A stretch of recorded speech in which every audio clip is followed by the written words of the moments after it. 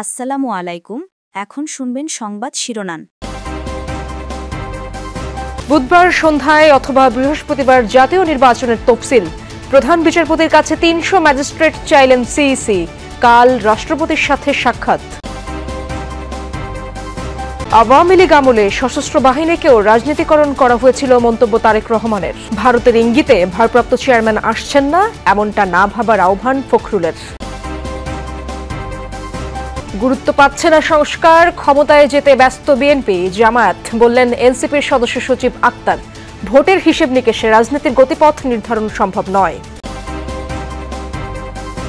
গণমাধ্যম, সশস্ত্র বাহিনী, বিচার বিভাগ সহ সবকিছুই নিয়ন্ত্রণ করতেন শেখ হাসিনা। ট্রাইব্যুনালে হাসনাত আব্দুল্লাহ।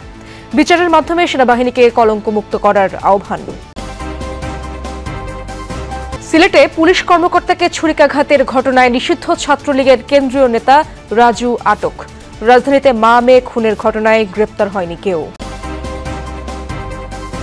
দুর্নীতিবাজ চাঁদাবাজদের ভোট না দেয়ার আহ্বান দুদক চেয়ারম্যানের।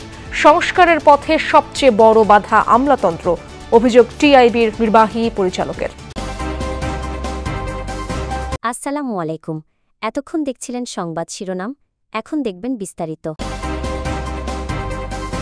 আসন্ন নির্বাচনে ম্যাজিস্ট্রেসির দায়িত্ব পালনের জন্য প্রধান বিচারপতির কাছে ৩০০ জন বিচারক চেয়েছেন সিইসি। প্রধান বিচারপতি এই বিষয়ে সহযোগিতার আশ্বাস দিয়েছেন বলে জানান তিনি। এএমএম নাসির উদ্দিন বলেন, নির্বাচনের ট্রেনে উঠে গেছে তার কমিশন। দুপুরে প্রধান বিচারপতির সাথে সাক্ষাৎ শেষে এসব তথ্য জানান তিনি। নির্বাচন ও গণভোটের তফসিল সামনে রেখে দুপুরে প্রধান বিচারপতি সৈয়দ রেফাত আহমেদের সাথে সাক্ষাৎ করেন প্রধান নির্বাচন কমিশনার এএমএম নাসির উদ্দিন। সেখানে ত্রয়োদশ সংসদ নির্বাচনে দায়িত্ব পালনের জন্য প্রধান বিচারপতির কাছে ৩০০ জন বিচারক ও সুষ্ঠু নির্বাচনের লক্ষ্যে বিচার বিভাগের সহযোগিতা চান সিইসি। প্রধান বিচারপতিও নির্বাচন কমিশনকে সহযোগিতার আশ্বাস দিয়েছেন। বৈঠক শেষে সিইসি জানান, নির্বাচনী অনুসন্ধান কমিটির কাজ ত্বরান্বিত করতে প্রধান বিচারপতির কাছে অনুরোধ জানানো হয়েছে। এ ব্যাপারে প্রধান বিচারপতি যথাযথ ব্যবস্থা নেয়ার আশ্বাস দিয়েছেন বলেও জানান সিইসি।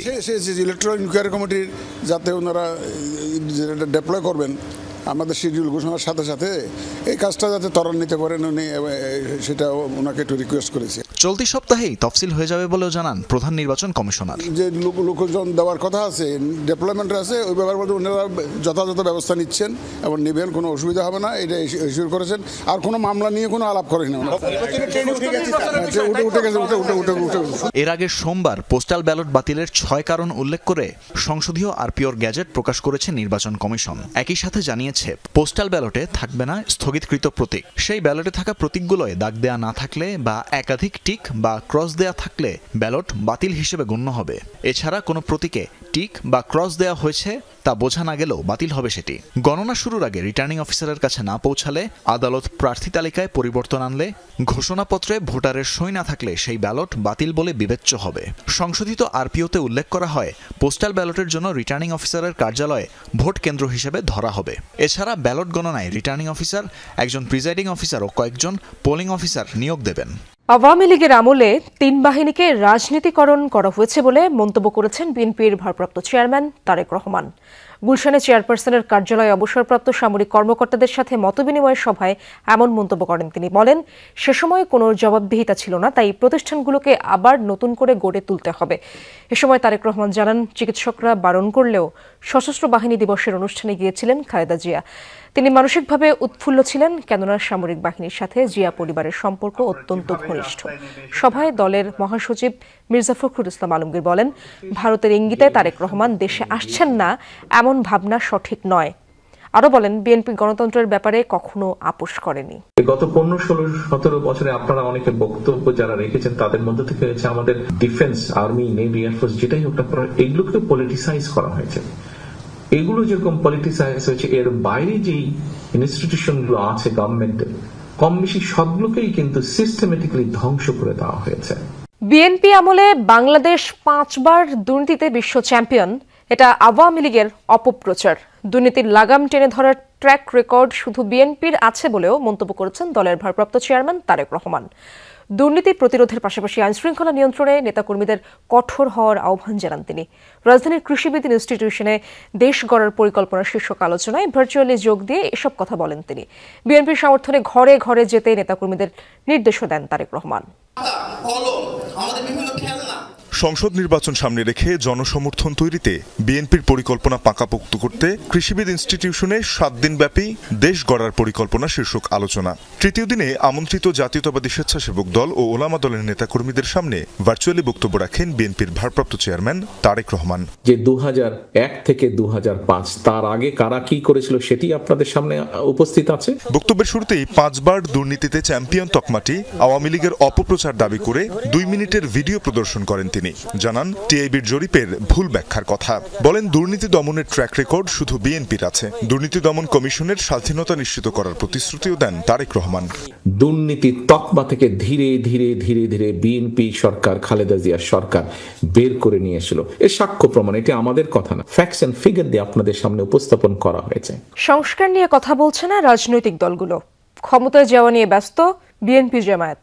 শুধু ভোটের হিসাব নিকাশ দিয়ে রাজনীতির গতিপথ নির্ধারণ সম্ভব নয়। জাতীয় যুব শক্তির প্রতিনিধি সম্মেলনে যোগ দিয়ে এসব কথা বলেছেন এনসিপির সদস্য সচিব আক্তার হোসেন। দলটির মুখ্য সমন্বয়ক নাসিরউদ্দিন পাটোয়ারি জনগণের প্রতি আহ্বান জানিয়েছেন দুর্নীতিবাজ আর ধর্ম ব্যবসায়ীদেরকে লাল কার্ড দেখাতে। রাজধানীর আবু সাইদ কনভেনশন সেন্টারে এনসিপির যুব সংগঠন জাতীয় যুব শক্তির জাতীয় প্রতিনিধি সম্মেলন। অংশ নিয়েছেন দেশের বিভিন্ন প্রান্ত থেকে আসা সংগঠনটির নেতাকর্মীরা। বক্তাদের বক্তব্যে উঠে আসে সমসাময়িক রাজনীতির বিভিন্ন দিক। আওয়ামী লীগকে প্রাসঙ্গিক করতে কাজ করছে অনেকে, নেতাদের বক্তব্যে উঠে আসে এমন অভিযোগ। শহীদ আবু সাইদ হত্যা মামলায় ট্রাইব্যুনালে সাক্ষ্য দিলেন এনসিপি নেতা হাসনাত আব্দুল্লাহ। তিনি বলেন, গণমাধ্যম, সশস্ত্র বাহিনী ও বিচার বিভাগ সহ সবকিছুই নিয়ন্ত্রণ করতেন শেখ হাসিনা। জুলাই হত্যাকাণ্ডে জড়িত সেনা কর্মকর্তাদের বিচারের মাধ্যমে সেনাবাহিনীকে কলঙ্কমুক্ত করার দাবি জানান তিনি। এদিন জয়েন্ট ইন্টারোগেশন সেল জেআইসি সেলে 26 জনকে গুম করে নির্যাতনের মামলায় শেখ হাসিনা সহ 13 জনের বিরুদ্ধে অভিযোগ গঠনের আদেশ 14 ডিসেম্বর ধার্য করেছেন ট্রাইব্যুনাল। এদিন জবানবন্দিতে হাসনাত আব্দুল্লাহ জুলাই আন্দোলনের প্রেক্ষাপট, আইন শৃঙ্খলা বাহিনী, আওয়ামী লীগ, ছাত্রলীগের নৃশংসতার বর্ণনা তুলে ধরেন।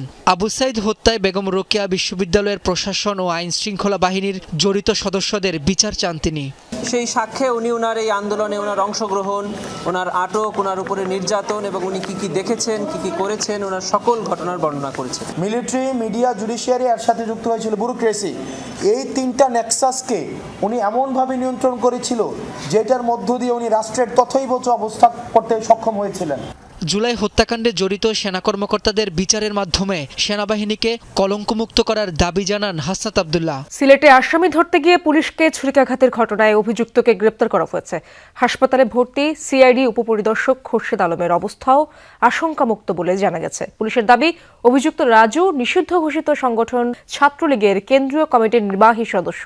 তার বিরুদ্ধে নারীকে ব্ল্যাকমেইল সহ সাইবার ক্রাইমের বেশ কয়েকটি মামলা রয়েছে বলে জানিয়েছে আইন শৃঙ্খলা বাহিনী। বেশ কয়েকটি মামলার আসামি রহিমউদ্দিন রাজুকে গ্রেপ্তার করতে সোমবার রাতে সাদা পোশাকে সাগরদিঘির পাড় এলাকায় অভিযানে যান সিআইডির 2 সদস্য। অভিযানের বিষয়টি টের পেয়ে উপপরিদর্শক খোরশেদ আলমের বুকে ছুরিকাঘাত করে পালিয়ে যায় আসামি রাজু। গণমাধ্যম সংস্কার আমলাতন্ত্র যতটুকু চায় বাংলাদেশের ঠিক ততটুকুই সংস্কার হবে, এমন মন্তব্য করেছেন টিআইবির নির্বাহী পরিচালক ডক্টর ইফতেখারুজ্জামান। আমলাতান্ত্রিক ও রাজনৈতিক সংস্কৃতির পরিবর্তন হলে কিছুটা সংস্কার হবে বলে মনে করেন তিনি। গণমাধ্যম সংস্কার কমিশনের সুপারিশ বাস্তবায়ন না হওয়ায় ক্ষোভ ও হতাশা ব্যক্ত করেছেন গণমাধ্যম কর্মীরা।